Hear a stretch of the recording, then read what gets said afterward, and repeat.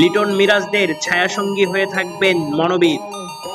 Asia কাপের প্রস্তুতির জন্য বাংলাদেশ দলে যোগ হয়েছেন আরও একজন বিশেষজ্ঞ কোচ।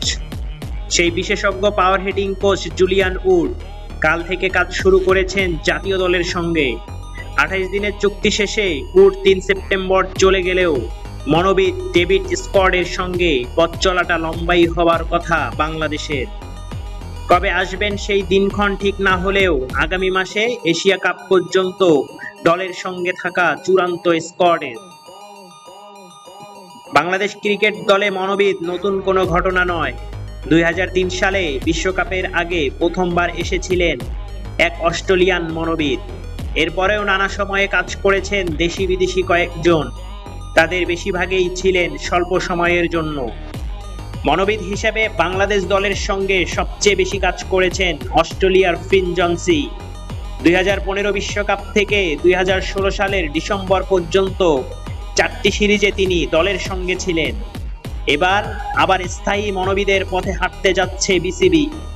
কিছুদিন আগে বাংলাদেশ অ্যামাজিং দলের সঙ্গে কাজ করা স্কোয়াডের সঙ্গে শুধু এশিয়া কাপ নয়, আগামী 1 বছরের চুক্তি নিয়েও আলোচনা শুরু হয়েছে।